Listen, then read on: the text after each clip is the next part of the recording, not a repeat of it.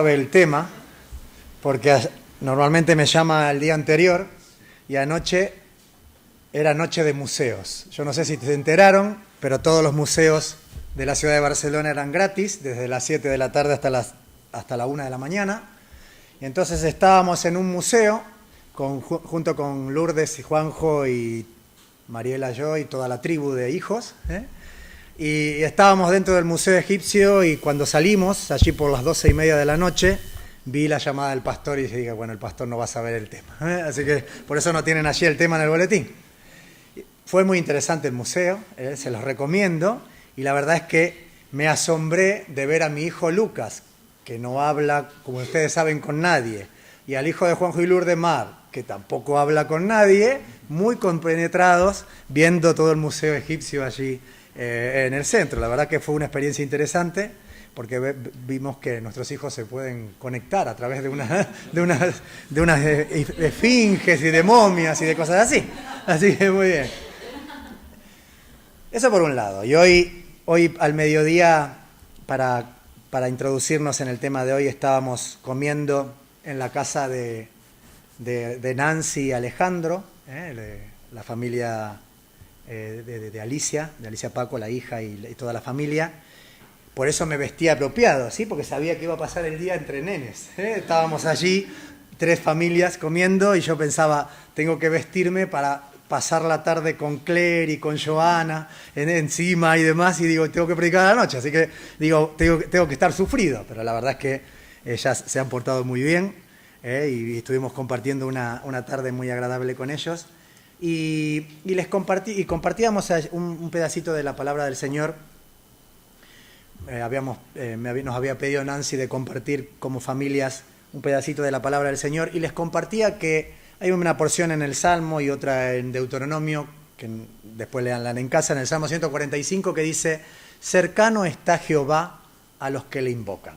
¿Sí? Y en este tiempo, cada uno de nosotros, por la razón que sea, algunos porque les faltará trabajo, otros porque tendrán inseguridad de cómo viene el futuro, otros porque no sabrán qué hacer, hacia dónde ir, otros por distintas razones.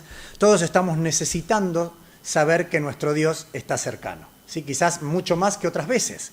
Siempre lo sabemos, está allí, la Biblia sigue estando igual hace muchos siglos, pero en estos tiempos esa idea de cercano está nuestro Dios a nosotros se nos hace muy necesaria para el día a día, ¿sí? Más allá de que todos sabemos que está Dios y de que todos en general sabemos que Dios está y que tiene control y lo imaginamos en el trono y demás, nos hace bien pensar de que ese mismo Dios nos ama como papá, como padre, y está cercano.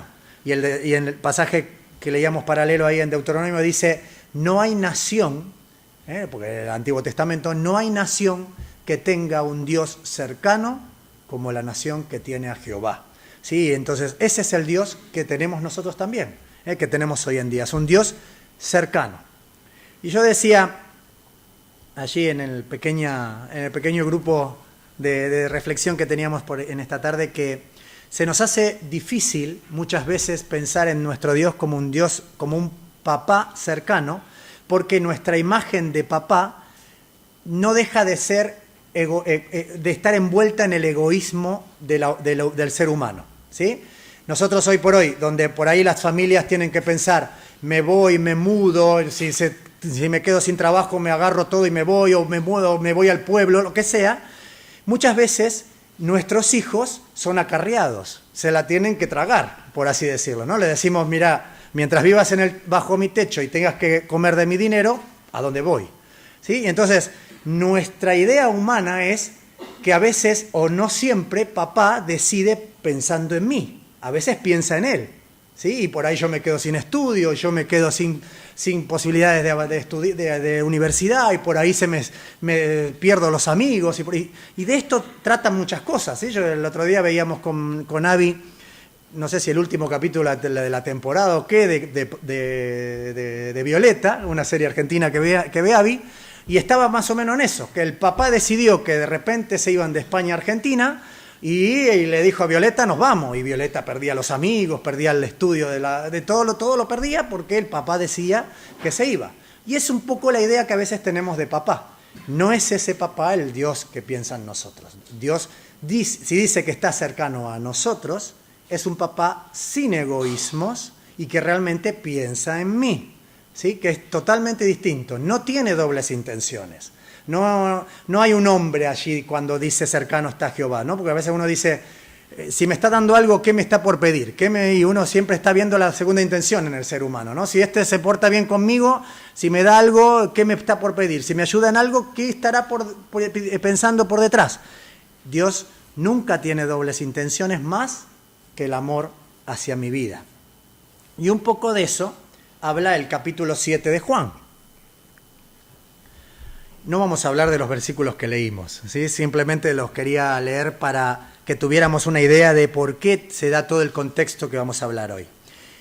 Jesús es criticado en su autoridad, ¿sí? Y si realmente es Dios hablando o si es un ser humano que se está tomando de una autoridad y de una esencia que no es de él.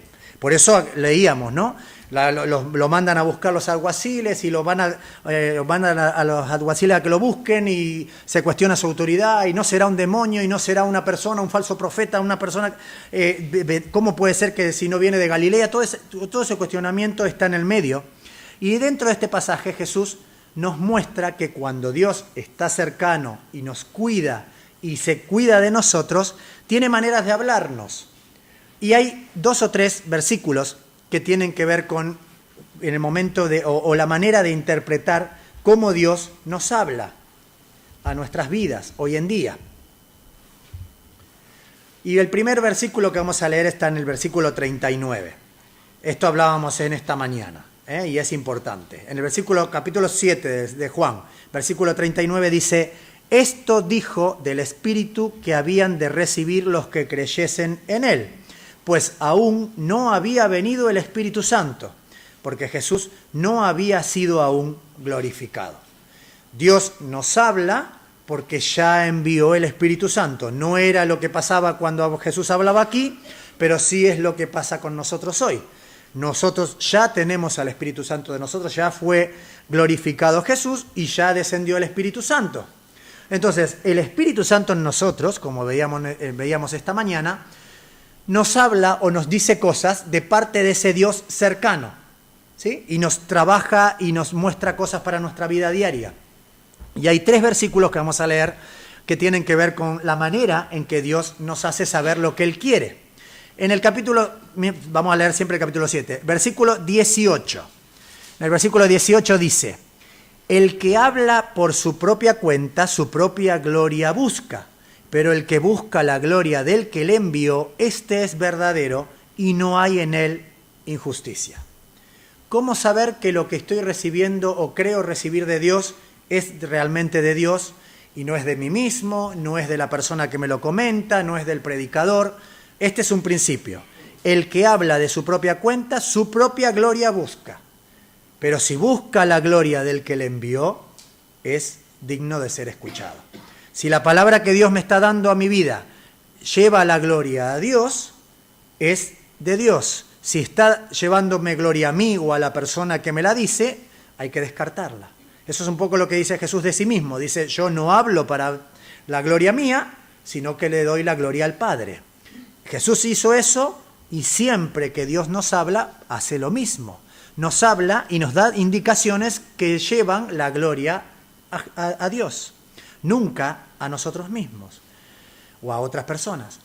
Hay otro versículo que habla de esto, el capítulo 7, versículo 24.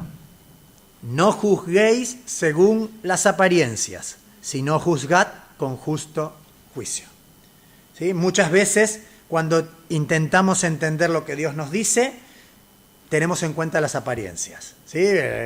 Parece todo complicado y eso nos condiciona y entonces tratamos de entender a Dios de alguna manera y de encontrarle explicación a las cosas y entonces dentro de esas apariencias empiezan a venirnos cosas que no tienen que ver con Dios. ¿Por qué? Porque Dios no tiene en cuenta las apariencias, sino que juzga las cosas que son más del dentro, del interior, del corazón y del espíritu y que eran a nuestro lado. Entonces, 2 cosas que ya sabemos cuando Dios nos habla. Ese Dios cercano que decíamos recién. Primero, la gloria es para Dios. Y segundo, no tiene en cuenta las apariencias. Puede ser que Dios me diga algo totalmente contrario a lo que parecería que es normal, por las apariencias, ¿sí? Y lo tercero que dice Jesús, que pasa cuando Dios me habla, me dice algo en mi vida diaria. El capítulo 7 también, en el versículo 38, antes del 39 que leíamos. El que cree en mí, como dice la Escritura, de su interior correrán ríos de agua viva. Esto tiene un poco que ver con lo que decía recién Sara en la adoración. Aunque haya dificultades, lo que Dios quiere que haga hace que brote agua viva de mi interior. No es natural, no es natural. No tiene que ver con las apariencias, no tiene que ver con las apariencias, porque es antinatural que brote agua viva cuando todo está complicado, cuando no hay una apariencia de prosperidad, de bienestar, de que todo va en viento en popa. Cuando todo parece raro, el agua que brota del interior es un milagro que solo produce Dios, y que indica que Él está con nosotros y que está hablándonos y que está llevándonos por el camino. Entonces, tres cosas que muestran, en este pasaje, que muestran que Dios está diciéndonos algo. Cuando Dios nos da una indicación, cuando quiero saber qué hacer, cuando quiero entender a ese Dios cercano, cuando digo, Señor, te necesito más que nunca. ¿Cómo hago para entenderte? Tres cosas que puedo tener en cuenta para saber qué es su palabra. Que no le da la gloria más que a Dios lo que voy a hacer, que no tiene en cuenta las apariencias, que puede ser totalmente opuesto a lo que parecería normal, y que dentro de mí fluye ese río de agua viva. Ahora, hay veces que a pesar de que todas estas indicaciones, Dios parece estar en silencio. Si ese Dios que decíamos recién muy cercano, parece que se calla de repente. Hay veces que puede ser porque he pecado, como pasó en 1 Samuel, ahora sí vamos a movernos un poquito, 1 Samuel, capítulo 14, versículo 37. 1 Samuel, capítulo 14, versículo 37, dice, y Saúl consultó a Dios, ¿descenderé tras los filisteos? Es una consulta concreta, ¿sí? Igual que nos pasa a nosotros. A veces uno no le pregunta a Dios ¿qué haré con el sexo de los ángeles? No. Señor, ¿qué hago mañana? ¿Qué hago con esta situación que no logro resolver? Y acá Saúl es concreto. ¿Descenderé tras los filisteos? ¿Los entregarás en mano de Israel? Mas Jehová no dio respuesta aquel día. Y es muy interesante esta no respuesta de Dios, porque no era una oración que esperara la voz audible de Dios. Acá Saúl estaba preguntándole a Dios con el sistema de la suerte, ¿sí? Más adelante, si quieren, pueden seguir leyendo y Saúl interpreta por esta no respuesta de Dios que hay un pecado, que hay algo que se ha hecho mal en la conquista anterior, y entonces empieza a dividir el pueblo y dice, ¿seré yo? ¿Será mi hijo Jonatán? Vamos a dividir entre Jonatán y Saúl, tiran suertes y la suerte sale sobre Saúl y Jonatán y el pueblo queda liberado. Tiran suertes otra vez y la suerte cae sobre Jonatán. Y cuando Saúl dice, si Jonatán, que es mi hijo, cometió el pecado, lo tengo que matar, el pueblo lo salva a Jonatán porque era el líder religioso que le había dado la gran victoria anterior. ¿Sí? Todo eso pasa en ese momento. Ahora, ese requerimiento de Saúl a Dios no es una oración que esperara respuesta audible de Dios, era dados que tiraban para ver cuál era la suerte, igual que lo que viene después. ¿Cómo hizo Dios para no responder con un dado? No sé. ¿Qué hicieron? Y usaron el sistema que usaron después para saber si era el pueblo o Saúl y no cayó de ningún lado, no sé cómo hicieron, pero Dios se ocupó de no dar respuesta con un sistema de suerte, ¿sí? Es como, una cosa es que yo le diga, Señor, ¿qué hacemos? Y no encuentre la solución, y otra cosa que diga, Señor, ¿es él o yo? Y tire los dados, y no sé, el dado habrá quedado, no sé, de punta, no sé qué pasó, que no encontraron la respuesta. Pero Dios a un sistema concreto le demostró que no había respuesta, ¿sí? Entonces puede pasar. En este caso había pecado, por eso Dios lo hace a propósito, ¿sí? No es que el dado quedó girando y no caía, no. Dios quería demostrar que había pecado en el pueblo y que no podía bendecirles en la batalla. Pero puede ser que no sea la situación, una situación de pecado, que el silencio de Dios es porque hay un silencio de Dios. Y Salmos 83, 1, también nos muestra a nuestro Dios en silencio. Y quizás este silencio, cuando no hay pecado, por supuesto que siempre hay pecado, ¿no? Siempre, si nosotros como seres humanos nos ponemos delante de Dios, jamás podríamos imaginarnos merecedores de la palabra de Dios, porque siempre hay pecado, ¿sí? Si uno es genérico en el pecado, no hay ser humano ninguno o alguno que pueda pararse delante de Dios y decir, no tengo pecado, esto que me viene no tiene que ver con el pecado, como hizo Job. Cuando le decían, Job, ¿qué pasa? ¿Algo hiciste? Job dice, no tengo una causa delante de Dios por la que esté siendo condenado. Evidentemente Job no estaba diciendo que no pecara, porque no hay ni uno que pueda pararse de esa manera delante de Dios. Pero cuando no hay un pecado concreto, cuando no se puede atribuir lo que me pasa a un pecado, puede ser que igual Dios esté en silencio. Y dice el Salmo 83:1, oh Dios, no guardes silencio, no calles, oh Dios, ni te estés quieto. Evidentemente el salmista que escribe en este caso, no es David, es otro salmista, entiende que hay momentos donde Dios guarda silencio. Y posiblemente ese río de agua viva que decíamos antes, que me demuestra de que Dios me apoya o de que Dios me guía o de que Dios me está llevando por un camino, me haga dudar, porque ya no sé si está saliendo tanta agua, o parece como que el agua parece como que se empieza a estancar, y entonces empiezo a sentir el silencio de Dios y no parece que tuviera. Entonces, ¿qué hago ante ese silencio de Dios? ¿Qué hago en este tiempo? Yo creo que este tiempo que estamos viviendo como país y como sociedad es oportuno para esto que vamos a decir ahora.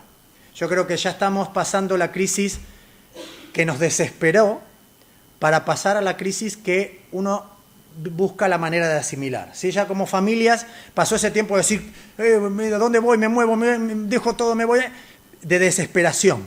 Estamos viendo que ya la cosa no va a cambiar para bien muy rápido, pero tampoco va a cambiar para mal tan rápido. Entonces tengo más tiempo para la reflexión, para sentarme delante de Dios y decir, Señor, ¿qué querés que haga? ¿Sí? Hasta ahora era todo muy rápido, muy de esa desesperación de decir, Señor, ¿qué querés que haga? Tengo un segundo para que me lo digas, dale, y parece que necesito prisa.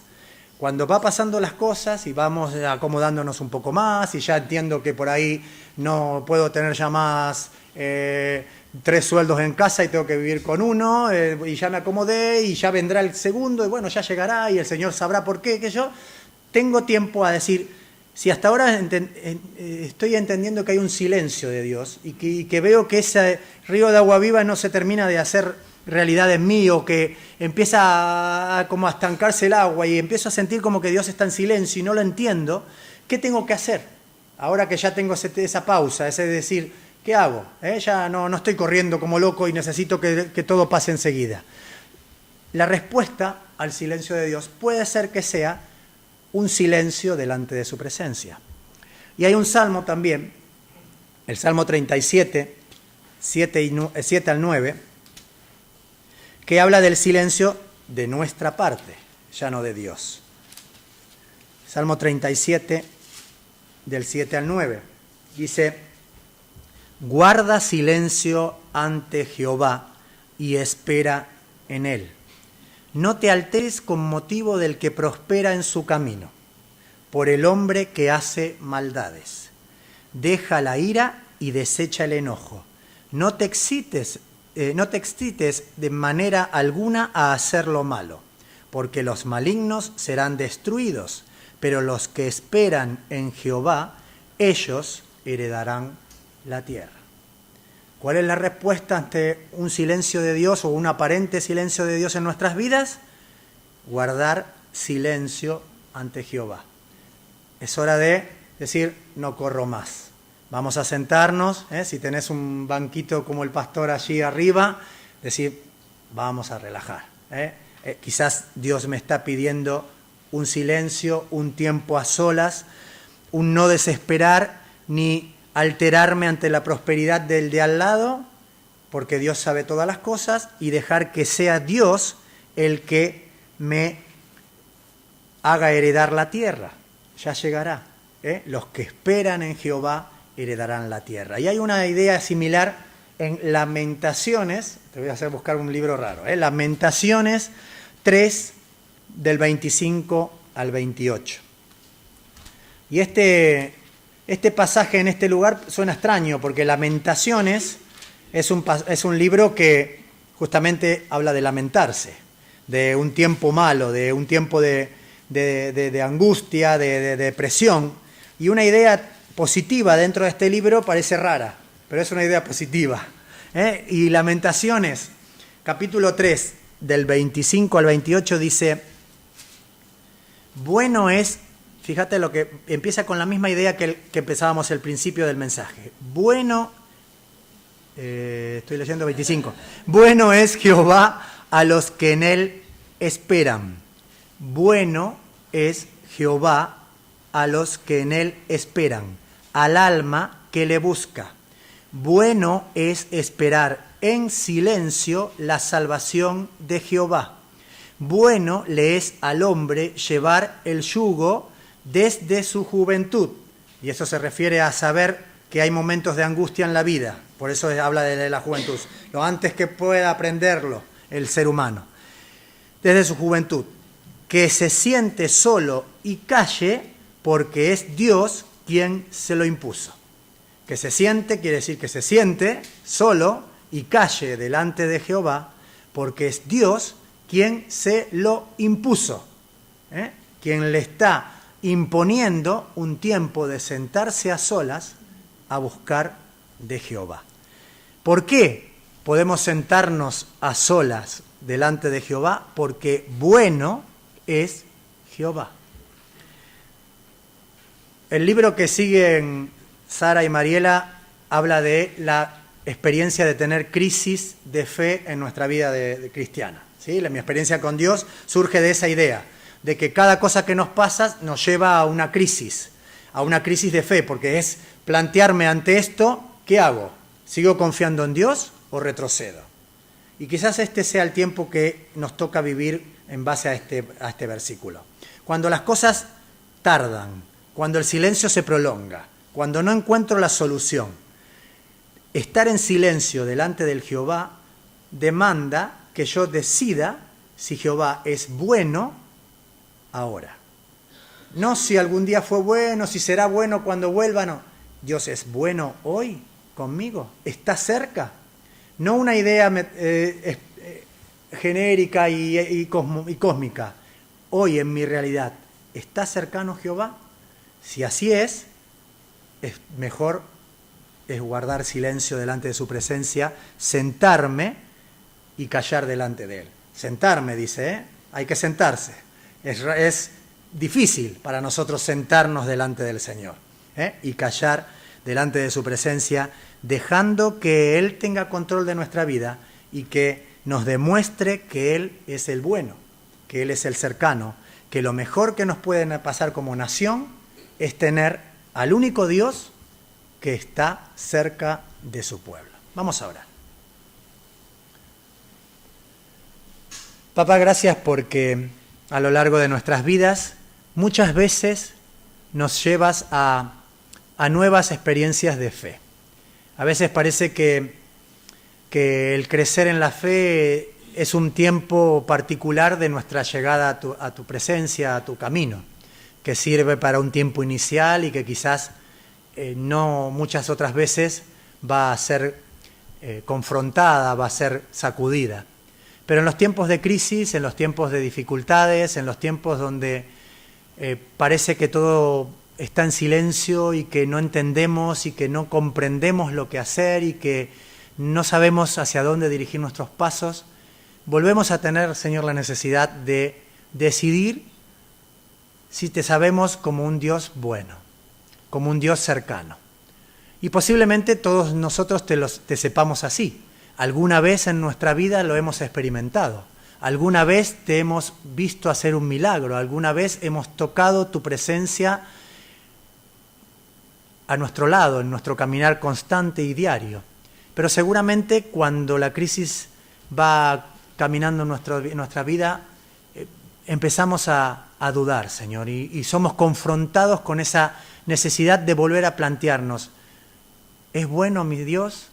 ¿Es un Dios cercano? ¿Es un Dios que se ocupa de mí como un padre amante? ¿Es un Dios que está haciendo lo mejor para mí sin ningún otro sentido ni doble interés? Y por supuesto, Señor, que sabemos que sí. Por supuesto que sabemos que así es tu presencia en nuestras vidas y que así es tu persona para con nosotros. Y te queremos alabar, te queremos adorar por esto, queremos darte gracias por habernos hecho una nación que tiene el enorme privilegio de tener un Dios cercano, un Dios amante.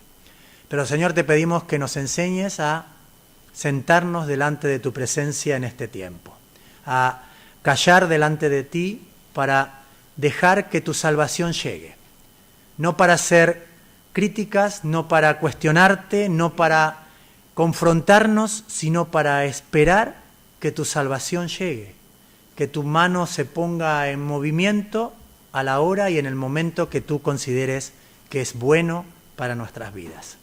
Señor, enséñanos este camino, porque es un camino difícil, es un camino que muchas veces nos hace recordar a monasterios o a personas muy aisladas, muy fuera de la realidad, pero sin duda tu palabra nos invita a esta experiencia. Y te pedimos que como hombres y mujeres de ciudad, de gran ciudad, donde cada día corremos y vamos y venimos a mucho ritmo, sepamos sentarnos delante de ti y esperar en ti. Gracias, papá, porque sé que para cada uno de nosotros vas a mostrarte como ese Dios bueno que eres. Señor, que cada uno de nosotros y cada una de las familias que estamos hoy aquí podamos ver esa grandeza, ese amor, ese cuidado que tienes por cada uno de nosotros. En nombre de Jesús, Señor. Amén. Amén. Que el Señor nos bendiga.